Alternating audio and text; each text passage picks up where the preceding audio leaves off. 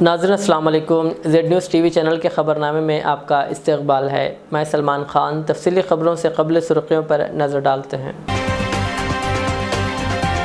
भ्रष्टाचार सरकार के ख़िलाफ़ कार्रवाई की जाएगी। सिकंदराबाद में जलसे आम से पीएम मोदी का खिताब, सीएम केसीआर पर की तनक़ीद। पीएम मोदी के खिलाफ हैदराबाद में वाई सतीश रेड्डी का अनोखा एहतजाज। हैदराबाद में पीएम मोदी के प्रोग्राम में शिरकत ना करने पर बंडी संजय की केसीआर पर तनकीद, कहा मैंने सीएम केसीआर का बहुत इंतजार किया। कोविड केसेस में इजाफे के बायस रियासतें चौकस रहे, मरकजी वजीर सेहत की रियासत के वज़राए सेहत के साथ वर्चुअल कॉन्फ्रेंस।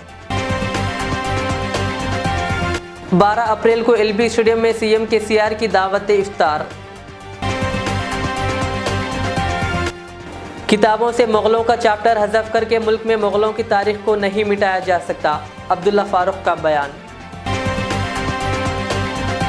अब पेश है खबरों की तफसील।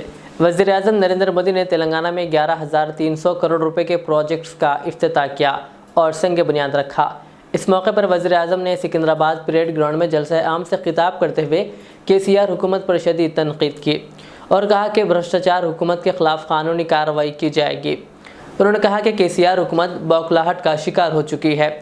इसी तरह उन्होंने कहा कि कई अपोजिशन पार्टियां कोर्ट से मदद लेने की कोशिश की, लेकिन कोर्ट ने इन्हें झटका दे दिया। बता दें कि कई अपोजिशन पार्टियों के कायदीन ने इन पर ईडी और सीबीआई के छापों के खिलाफ सुप्रीम कोर्ट में अर्जी दाखिल की थी। के खिलाफ लड़ना चाहिए कि नहीं चाहिए?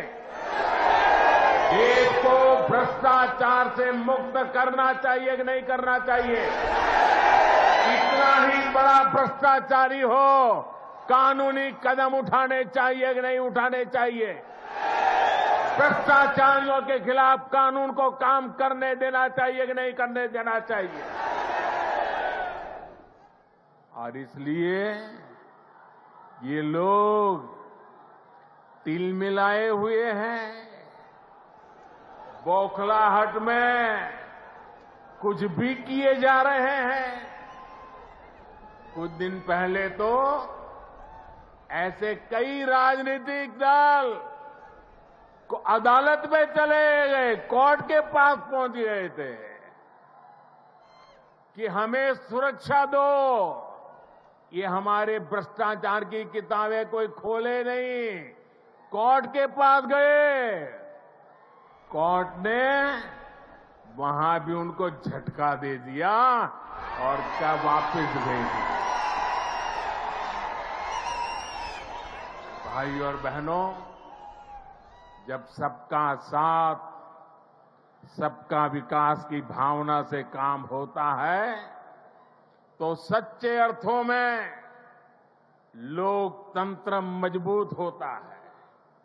तब वंचितों, शोषितों, पीड़ितों को वरीयता मिलती है। और यही तो बाबा साहब आम्बेडकर का सपना था, यही तो संविधान की सच्ची भावना है। तेलंगाना रेडको के चेयरमैन वाई सतीश रेड्डी ने वज़ीर आज़म नरेंद्र मोदी के दौरे हैदराबाद और वंदे भारत ट्रेन के इफ्तिताह के खिलाफ भैंस के साथ अनोखा एहतजाज किया, जिनका कहना था कि वंदे भारत ट्रेन के आगाज़ के बाद से अब तक तकरीबन 68 हादसात हो चुके हैं। वंदे भारत ट्रेन बैल और गाय से टकराने के बाद तबाह हो गई। उन्होंने भैंस को प्ले कार्ड दिखाया जिसमें अंग्रेजी में लिखा गया है, प्यारी भैंस, मोदी वंदे भारत ट्रेन का इफ्तिताह कर रहे हैं, मेहरबानी करके पटरियों के करीब मत जाना। उन्होंने कहा मोदी जी ने कहा था कि वो मुल्क में बुलेट ट्रेन चलाएंगे। कहा वंदे भारत के नाम पर वो ट्रेनें लाए हैं जो बैल और गाय के टकराए जाने से तबाह हो रही है। उन्होंने पूछा कि वज़ीर आज़म नरेंद्र मोदी कितनी बार वंदे भारत ट्रेन का आगाज़ करेंगे। उन्होंने कहा कि ये शर्म की बात है कि मुल्क का वज़ीर आज़म वो कर रहा है जो रेलवे को करना चाहिए। कहा तशहीर के जुनून की वजह से करोड़ों रुपये सिर्फ इफ्तिताह पर खर्च हो रहे हैं। उन्होंने कहा कि इस रकम से कोई और नया मनसूबा बनाया जा सकता था। कहा अगर ज़रूरी हो तो इलाके में एक नई लाइन बिछाई भी जा सकती थी। सतीश रेड्डी ने तनकीद करते हुए कहा कि मोदी सिर्फ तशहीर के लिए तेलंगाना आ रहे हैं।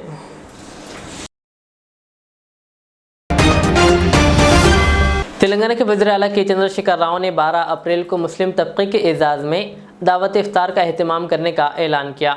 हर साल माह रमज़ान में रियासती हुकूमत की जानिब से सरकारी सतह पर दावत इफ्तार का अहतमाम किया जाता है, जो शहर हैदराबाद के एलबी स्टेडियम में मुनक्किद होती है। इस मरतबा भी एलबी स्टेडियम में वज़ीर आला के चंद्रशेखर राव की दावत इफ्तार मुनक्किद की जाएगी। इस सिलसिले में वज़ीर आला के चंद्रशेखर राव ने अपने सेक्रेटरी भूपाल रेड्डी को दावत इफ्तार के एहतमाम के इंतजाम करने की हिदायत दी। मरकज़ी वज़ीर सेहत मनसुख मांडविया ने आज रियासतों के साथ कोविड के इंतजाम से मुताल्लिक़ अवामी सेहत की तैयारियों का जायज़ा लिया। ये मीटिंग कुछ रियासतों में कोविड केसों में अचानक इजाफे के पेश नज़र की गई है। उन्होंने नई दिल्ली में रियासत के वज़राए सेहत और प्रिंसिपल सेक्रेटरियों से वर्चुअल तरीके से बातचीत की। इस मौके पर इजहार ख्याल करते हुए उन्होंने कहा कि मरकज़ और रियासतों को तालमेल के जज्बे के साथ काम जारी रखने की ज़रूरत है। कहा, जैसा कि हमने माजी में भी किया है। वज़ीर मौसूफ ने रियासतों को मशवरा दिया है कि वो मोहतात रहें और कोरोना की रोकथाम से मुताल्लिक़ तमाम तैयारियां मुकम्मल रखें। तेलंगाना बीजेपी सदर बंडी संजय ने वज़ीर आला के चंद्रशेखर राव से सवाल किया कि हैदराबाद में वज़ीर आज़म मोदी के प्रोग्राम में वो शरीक क्यों नहीं हुए। उन्होंने वज़ीर आला KCR के आज के शेड्यूल के इंकिशाफ करने का भी मुतालबा किया। बंडी संजय ने कहा कि उन्होंने वज़ीर आला KCR का बहुत इंतज़ार किया और वो उनके एजाज़ में एक शाल भी लेकर आए थे। उन्होंने सवाल किया कि अगर मुल्क के वज़ीर आज़म रियासत की तरक्की के लिए हैदराबाद आते हैं तो KCR तकरीब में क्यों नहीं आ सकते। बंडी संजय ने मुतालबा किया कि वज़ीर आला जो मुसलसिल मरकज़ पर तरक्की में ताउन ना करने का इल्ज़ाम लगा रहे हैं, अब तेलंगाना की आवाम को जवाब दे।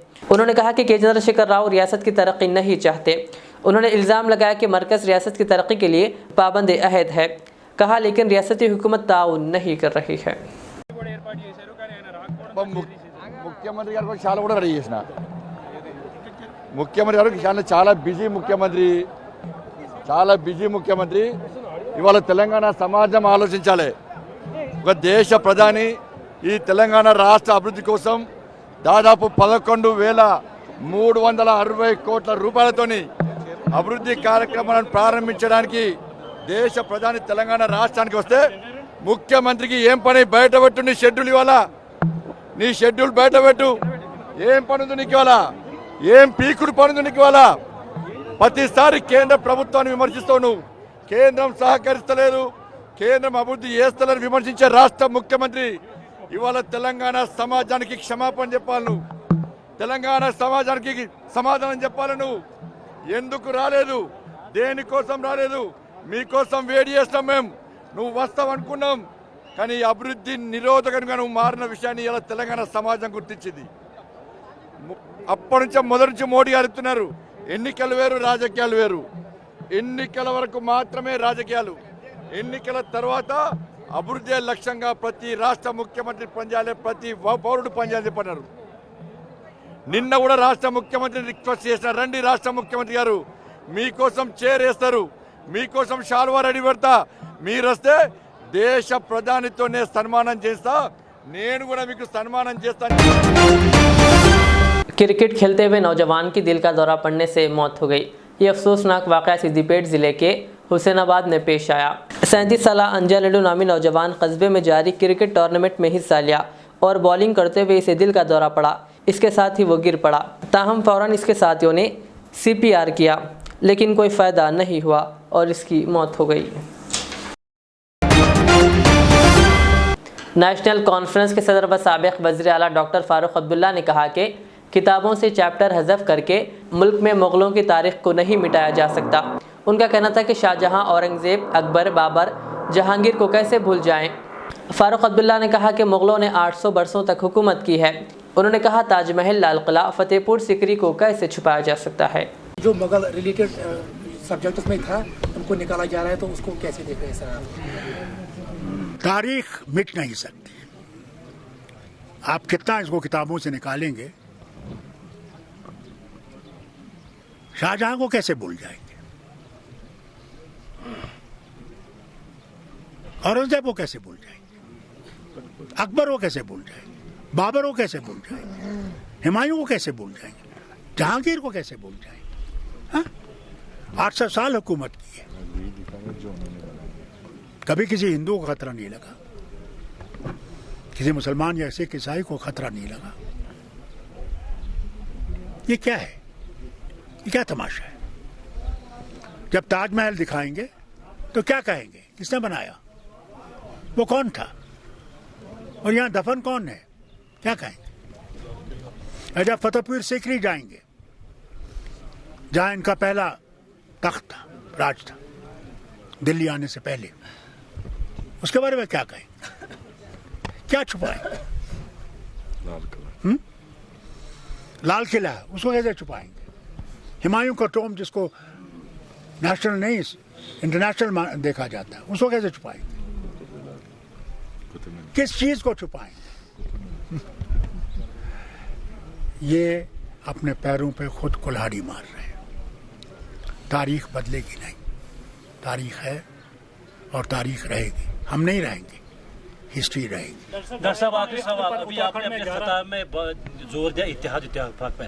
अगर आने वाले वक्त में यहाँ पे असेंबली इंतखाबात भी किए गए, क्योंकि भाजपा अभी उस प्रकार के हालात यहाँ पे बता रहे ठीक है, लेकिन दिखता नहीं है ज़मीनी स्तर पे, तो क्या अलायंस की कोई तवक्को रखते हैं पार्टी के दरमियान? देखिए, मैं आपसे एक बात बोलूँ, अब अलायंस ही एक चीज़ रह गई है जिससे हम लोग इकट्ठे हो सकते हैं। अलग अलग हम मुकाबला नहीं कर सकेंगे। इसीलिए मरकज़ में भी आज जो इतनी पार्टीज हैं वो बैठ के क्या सोच रही हैं कि किस तरह हम लोग इकट्ठे हो सकें, किस मुद्दे पर इकट्ठे हो सकें कि हम लोग इलेक्शन जीत सकें। उस पर बहस हो रही है और इंशाल्लाह मुझे दिखता है कि बहुत अच्छा नतीजा निकलेगा यूनिटी का। डॉक्टर साहब, आखिर पर ये बताइए कि उत्तराखंड में चाइना ने 11 गांवों में अपने नाम रखे हैं, इस पर क्या रद्द अमल है? उत्तराखंड में नहीं, उन्होंने रखा है उन्होंने कहाँ रखा है? अरुणाचल में रखा है। क्योंकि आज ही नहीं, अरुणाचल प्रदेश को ये कब से कह रहे हैं ये हमारा हिस्सा है। हम लोग ये मानने को तैयार नहीं है, भारत मानने को तैयार नहीं। मगर उन्होंने रख दिया नाम, क्या पता कल क्या करेंगे, कुछ पता नहीं। मुसलमानों को इफ्तार नहीं हक चाहिए, कांग्रेस भी बीआरएस के नक्शे कदम पर चल रही है। तेलंगाना प्रदेश कांग्रेस कमेटी के सदर रेवंत रेड्डी की जानिब से दी जाने वाली दावत इफ्तार पर अपना रद्दमल जाहिर करते हुए सदर ऑल इंडिया सूफी उलमा काउंसिल मौलाना हकीम सैयद शाह मोहम्मद खैरुद्दीन खादरी ने मीडिया से बात करते हुए कहा कि रेवंत रेड्डी की इफ्तार पार्टी एक फ्लॉप शो थी। उन्होंने कहा, कांग्रेस सदर ने मुसलमानों के किसी मसले को जबान पर नहीं लाया और किसी मुसलमान को अपने मसाइल सुनाने का मौका भी नहीं दिया। क्या आप मुसलमानों की आबादी के तनासुब से कभी आपने जो ना टिकट दिया? क्या आपने वक्फ बोर्ड को जुडिशल दर्जा दिया? नहीं दिया आपने। क्या आप मुसलमानों की तनासुब के हिसाब से स्टेट में आपने मुलाजिमत दी? नहीं दिया आपने। क्या आपने स्टेट में उर्दू को तरक्की दी? नहीं दिया आपने। आप फिर किस मुंह से कह रहे हो कि मौजूदा हुकूमत जो ना ये हमारा मुतालिबा पूरा करे? यानी एक चोर दूसरे चोर से कह रहा है कि मैं भी चोर तू भी चोर। कांग्रेस अपना दामन नहीं बचा सकती। अस्सलाम वालेकुम रहमतुल्लाहि व बरकातहू।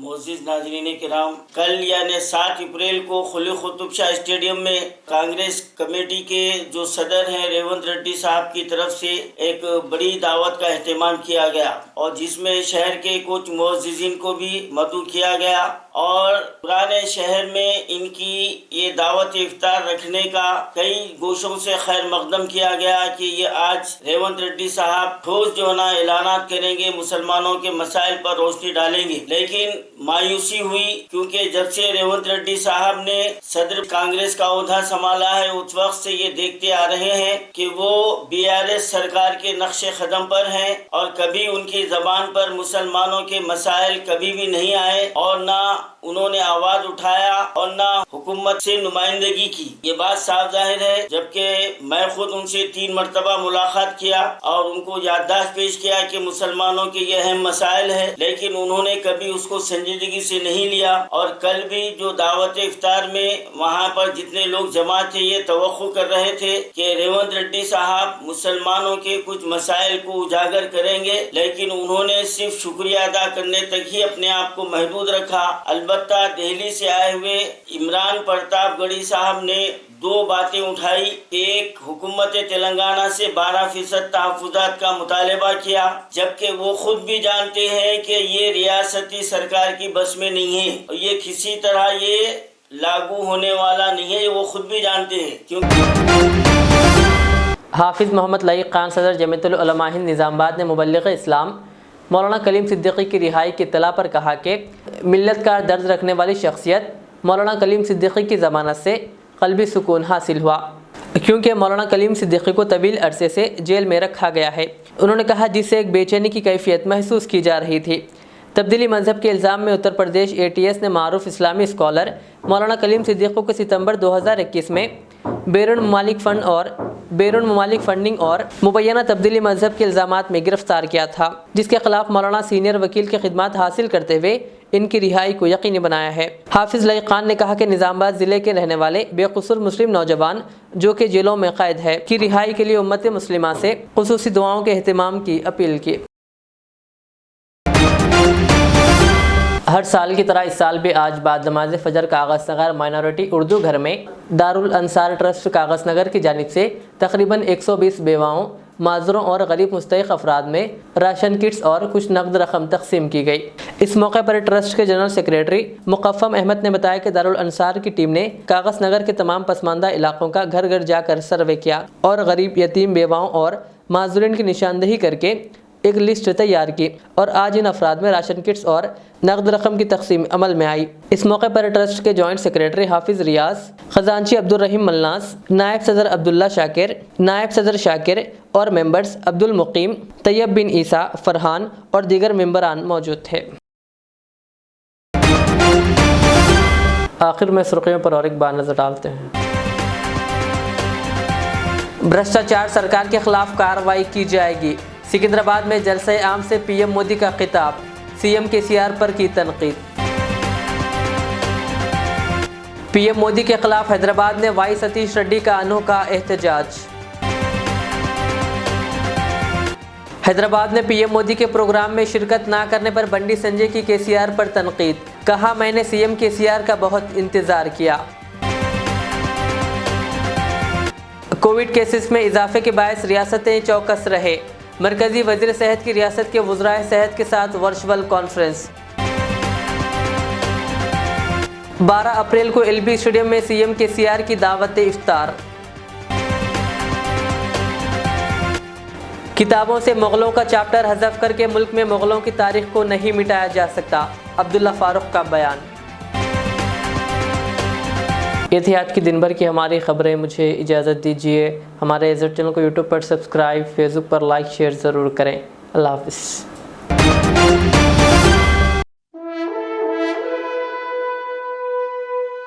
अल्हम्दुलिल्लाह, अपने मुक़द्दस नाम की तरह हर दुल्हा दुल्हन की हयात नौ के आगाज का बावखार नाम HKGN फर्नीचर्स। जी हाँ, HKGN फर्नीचर्स NRIs कारनशीन फैमिलीज के लिए दीदाज़ेब, शानदार, शाहकार, मजबूत और पायदार, दिलकश और दिलनशीं शादी के फर्नीचर का सबसे बड़ा शोरूम अब Shastripuram king colony main road के पुरसुकून माहौल में। पसंद फरमाइए आपकी शहजादी के लिए खूबसूरत जहेज का मुकम्मल फर्नीचर सिर्फ 29,999 रुपए में। जी हाँ, 29,999 रुपीस।